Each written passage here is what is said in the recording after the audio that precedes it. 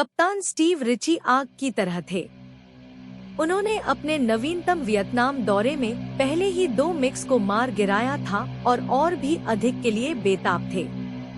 8 जुलाई 1972 को उन्हें मौका मिला। एक अमेरिकी युद्धक विमान पर हमला हुआ था और वह ईंधन और हाइड्रोलिक तरल पदार्थ लीक कर रहा था। हताश पायलट ने आपातकालीन आवृत्ति पर मदद के लिए पुकार लगाई। रिची और उनके 4 F-4 फैंटम के दस्ते ने कॉल उठा ली। वे जानते थे कि उत्तर वियतनामी आपातकालीन चैनलों पर जासूसी करना पसंद करते हैं, क्षतिग्रस्त अमेरिकी विमानों को समाप्त करने के लिए मिग्स भेजते हैं।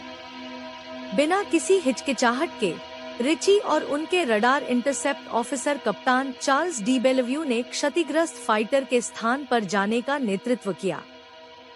जब वे करीब पहुंचे, रेड क्राउन और डिस्को जैसे जहाज आधारित रडार नियंत्रण स्टेशनों से मिग्स इनबाउंड की एक तात्कालिक चेतावनी के साथ रेडियो क्रैकल हुआ।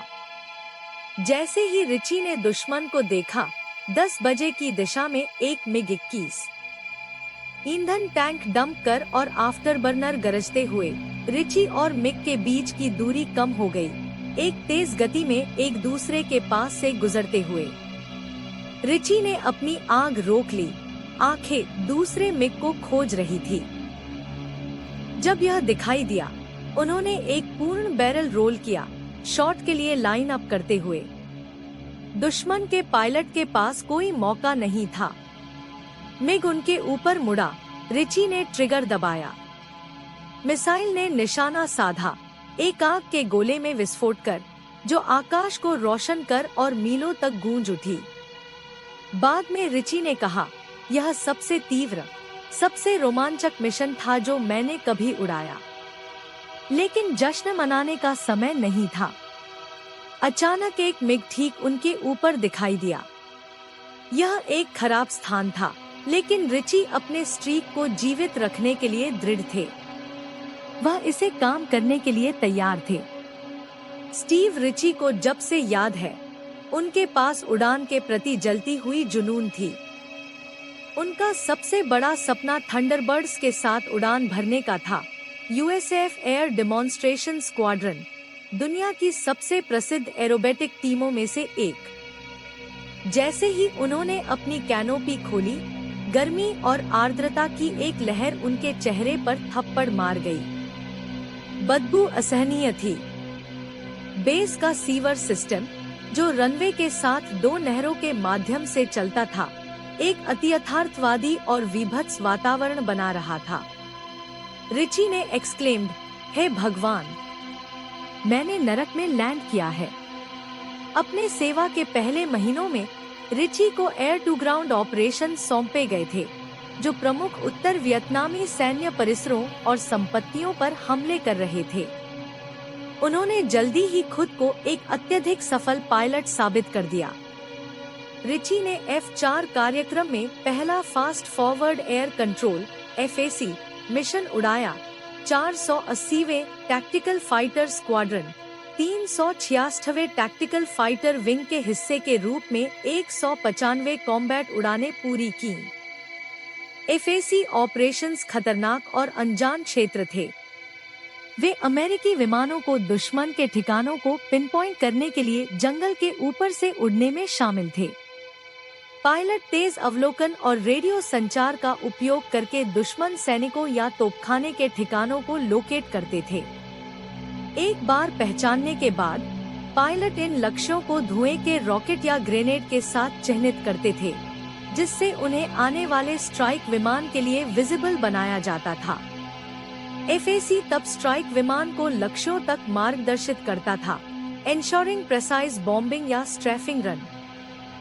इन खतरों के बावजूद रिची ने उत्कृष्ट प्रदर्शन किया, FAC ऑपरेशंस में अग्रणी बन गए। धीरे धीरे युद्ध की तीव्रता और लड़ाई के दौरान मिले उच्च उड़ान अनुभव ने रिची के दृष्टिकोण और प्राथमिकताओं को बदल दिया। 1972 में Nellis Air Force Base, Nevada में इतिहास के सबसे युवा उड़ान प्रशिक्षक के रूप में कुछ समय बिताने के बाद उन्होंने वियतनाम के लिए एक दूसरा दौरा स्वेच्छा से चुना, इस बार 432वें टैक्टिकल रिकॉनाइसेंस विंग के साथ। उन्होंने युद्ध का रोमांच का आनंद लेना शुरू कर दिया था, लेकिन जल्द ही उन्हें सीखना था कि युद्ध एक खेल नहीं था। मिशन जितना साहसी हो सकता था, रिची के दस्ते को MiG-21S की एक हेडन उड़ान से मिलना था। 432वें टैक्टिकल फाइटर रिकॉनाइसेंस विंग के मिशन प्लानरों ने रूसी निर्मित विमान के प्रकार, स्थान और उड़ान पैटर्न पर डेटा इकट्ठा कर रहे थे। वे बॉम्बर्स की रक्षा करना चाहते थे। रिची और उनके एयर कॉम्बैट क्रू बंधुओं ने मिग चालकों से यह लेने से थक गए थे। अब एयर फोर्स की बारी थी। 10 मई को ऑपरेशन लाइनबैकर में एयर कॉम्बैट के पहले प्रमुख दिन के दौरान रिची ने सुबह के स्ट्राइक फोर्स के लिए F-4D मिगकैप फ्लाइट्स में से एक के एलिमेंट लीडर के रूप में चार्ज संभाला। सुबह 9:42 बजे लाओस के ऊपर EC-121 डिस्को और फिर रेड क्राउन से हेड्सअप प्राप्त करने के बाद ऑयस्टर फ्लाइट ने MiG-21S की बराबर संख्या में हेड चार्ज किया, उन्हें चौंकते हुए। F-4S ने MiG-21S के साथ सामना किया। योजना के अनुसार लॉज और उनके विंगमैन ने अपने रडार नियंत्रित AIM-7 स्पैरो मिसाइलों को लॉन्च किया। मिसाइलें रडार बीमों पर लॉक हो गई, आगे बढ़ी और अपने लक्ष्यों में जा लगी। 2 MiG-21S को नष्ट कर दिया। रिची और बाकी फ्लाइट ने बाकी मिक्स का पीछा किया। उन्होंने याद किया, हमने पीछे से आने के लिए कठिन मोड़ लिया। मैं एक पर लॉक करने में कामयाब रहा और 2 मिसाइलें दागी।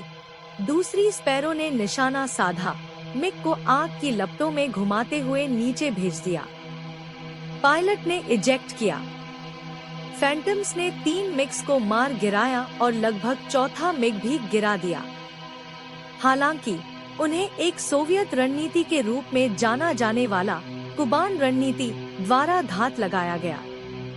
MiG-19S की एक ग्राउंड नियंत्रित उड़ान MiG-21S के पीछे छिपी हुई थी। अमेरिकी लड़ाकों ने MiG-21S के साथ लगे हुए थे। इस बीच लॉज और उनके बैकसीटर रोजर लोचर ने एक चौथे मिग पर नजर रखी।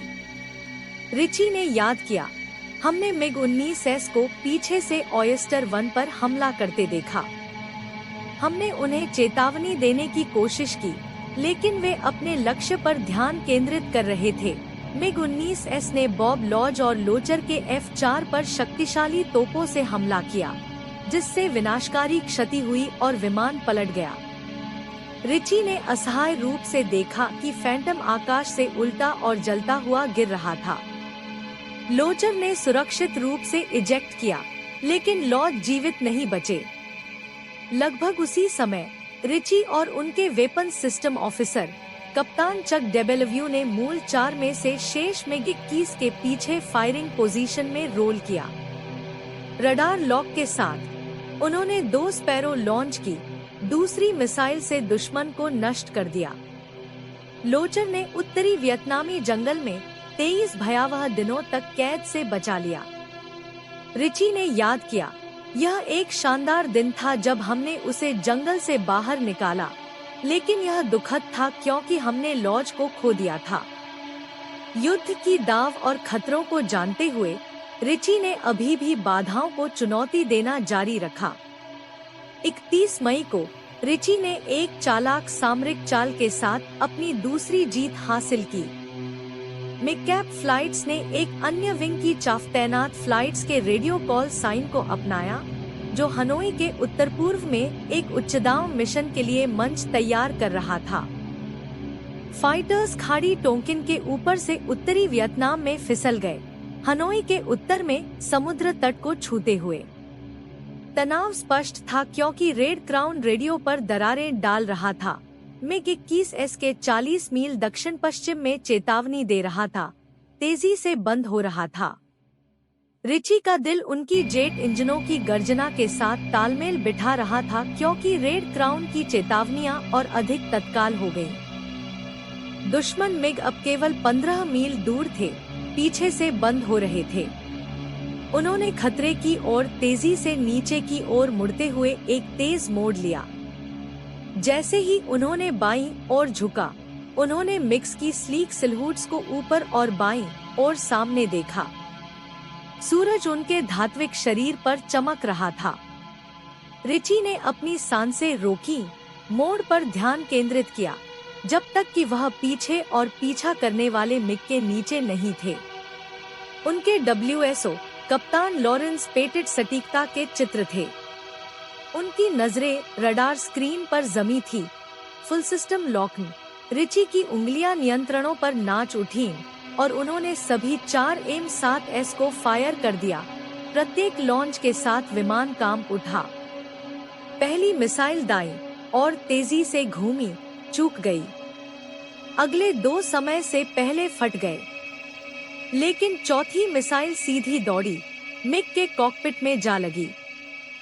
प्रभाव विध्वंसक था। दुश्मन के लड़ाकू विमान के टूटने के साथ मलबा आकाश की पृष्ठभूमि के खिलाफ अंधेरे कंफेटी की तरह बिखर रहा था। कॉकपिट बिखर गया और धड़ 2 भागों में विभाजित हो गया, धुआं और आग छोड़ते हुए धरती की ओर गिर गया। अब रिची के पास 2 पुष्टि की गई जीतें थी। 8 जुलाई 1972 को कप्तान स्टीव रिची ने वियतनाम पर 4 F-4 Phantom call sign Paula का नेतृत्व किया। रडार इंटरसेप्ट ऑफिसर कप्तान चार्ल्स डी बेलव्यू उनके साथ थे। उन्होंने केवल 99 सेकंड में 2 MiG-21S को मार गिराया। बाद में रिची ने मिशन का वर्णन किया। 8 जुलाई का मिशन सबसे तीव्र, सबसे रोमांचक मिशन था जो मैंने कभी उड़ाया। सब कुछ काम किया। उन मिनट और 29 सेकंड के दौरान मैंने अपने सभी जीवन अनुभवों पर भरोसा किया। मेरे प्रशिक्षण और शिक्षा का हर हिस्सा उस क्षण में एक साथ आया और काम किया। बहुत कम लोग कभी उस क्षण का अनुभव करते हैं जहां सब कुछ जुलसा हुआ हो। मिशन तब शुरू हुआ जब दस्ते ने एक अमेरिकी युद्धक विमान से कॉल उठाई जो हिट हो गया था और ईंधन और हाइड्रोलिक तरल पदार्थ लीक कर रहा था, जैसे एक बंधा हुआ सुअर। हताश पायलट ने आपातकालीन आवृत्ति पर मदद के लिए पुकार लगाई। रिची और उनकी टीम ने संकटग्रस्त पायलट की ओर तेजी से बढ़े क्योंकि रेड क्राउन और डिस्को ने अधिक मिग गतिविधि की रिपोर्ट की। जैसे ही रिची ने गोता लगाया, उन्हें पता चला कि मिक्स ने उन पर नजरें गड़ा ली हैं। रिची ने पूर्व की ओर रोल किया, 8 सेकंड तक इंतजार किया, इससे पहले कि डिस्को ने मिक्स 2 मील उत्तर में कॉल किया। उन्होंने बाईं ओर मुड़कर 10 बजे की दिशा में एक MiG-21 देखा और ईंधन टैंक डंप कर पूर्ण आफ्टरबर्नर मारा। वे 1000 फीट के भीतर से गुजरे। रिची ने चमकीले पॉलिश MiG-21 में लाल सितारों के साथ दुश्मन पायलट की आंखों में देखा। उन्होंने मुड़ने की इच्छा का विरोध किया, यह जानते हुए कि 2 मिक्स थे, लेकिन वे दूसरे को नहीं देख सके। अचानक दूसरा मिग 8000 फीट दूर दिखाई दिया। रिची ने एक तीव्र मोड़ लिया, स्तर पर आ गए, फिर एक 6.5 G टन को निष्पादित किया। जैसे ही उन्होंने रोल आउट किया, उन्होंने 9 बजे की बजाय 4 बजे की दिशा में एक मिग देखा। मिक्स ने बाईं और मुड़ने के बजाय दाईं और मुड़ लिया था। रिची ने एक बैरल रोल किया, खुद को मिग के पीछे और नीचे एक रडार लॉकिंग के लिए बिल्कुल सही स्थिति में रखा। मिग ने नीचे की ओर मुड़ते ही रिची ने फायर किया। पहली मिसाइल निशाने पर लगी और दूसरी आग के गोले को चीरती हुई निकल गई। मलबा रिची के बाएं पंख से टकराया, जिससे स्टिक जोरदार हिल गई। लीड मिग ने फिर रिची की फ्लाइट पर हमला किया।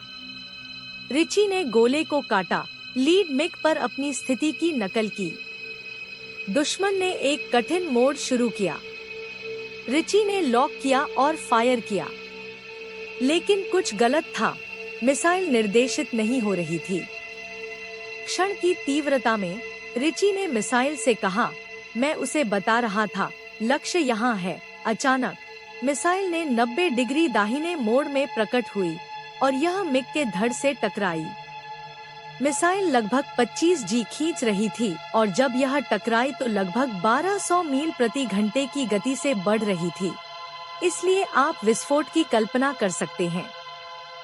स्टीव के पास अब 4 मिग्स थे, एक और वह वियतनाम युद्ध का पहला एस बन जाएगा। रिची की अंतिम जीत 28 अगस्त 1972 को आई। हनोई के उत्तर में एक मिगकैप मिशन पर ड्यूक फ्लाइट का नेतृत्व करते हुए उन्हें रेड क्राउन से कॉल मिली। Blue bandits MiG 21S Hanoi से 30 मील दक्षिण पश्चिम में थे, थाईलैंड लौट रहे थे। डेबेलव्यू ने रडार पर मिग्स को उठाया। 10 मील पीछे ओल्ड्स फ्लाइट, एक अन्य मिगकैप समूह को पहचानने के लिए कॉम्बैट ट्री का उपयोग किया। रिची ने तुरंत ओल्ड फ्लाइट को चेतावनी दी। मिग्स के उच्च ऊंचाई पर होने की चिंता के कारण रिची ने बार बार डिस्को और रेड क्राउन से ऊंचाई रीडिंग का अनुरोध किया। फिर डेबेलव्यू के रडार ने मिग्स को 25,000 फीट की ऊंचाई पर आगे दिखाया। रिची ने फ्लाइट को आफ्टरबर्नर को हिट करने का आदेश दिया। डेबेलव्यू ने चेतावनी दी कि वे तेजी से बंद हो रहे हैं और रेंज के भीतर हैं। रिची ने मिग्स को सामने आते देखा। उनके एम 7 गाइडेंस रडार लॉक पर उन्होंने एक चढ़ाई वक्र में हमला किया। डेबेलव्यू से निरंतर रेंज अपडेट प्राप्त किया। लक्ष्य को बमुश्किल पकड़ते हुए रिची ने 4 मील से अधिक दूरी से 2 स्पैरो लॉन्च किए। कुछ ही क्षणों बाद एक मिग को उसकी कॉन्ट्रेल से ट्रैक करते हुए रिची ने लंबी दूरी पर अपने शेष 2 स्पैरो फायर किए। पहला चूक गया, लेकिन मिग के कठिन मोड ने वास्तव में दूरी को कम कर दिया, जिससे दूसरा स्पैरो हिट हो गया। ईंधन कम होने के कारण रिची ने दूसरे मिग 21 का पीछा नहीं करने का विकल्प चुना। रिचर्ड रिची वियतनाम युद्ध में सबसे अधिक सजाए गए पायलटों में से एक बन गए। अपने दूसरे दौरे के दौरान 800 से अधिक उड़ान घंटे और 339 कॉम्बैट मिशन लॉग किए। एयर फोर्स अकादमी के जबारा अवार्ड, 1972 के सशस्त्र बल अवार्ड, 1972 के मैके ट्रॉफी के अलावा, जो वर्ष के सबसे उल्लेखनीय एयर फोर्स मिशन के लिए है, और अंततः air force cross, air force कर्मियों के लिए दूसरा सबसे उच्च सैन्य पदक, उन्हें अन्य सम्मान भी प्राप्त हुए। वह इतिहास में अब भी आखिरी अमेरिकी एस हैं।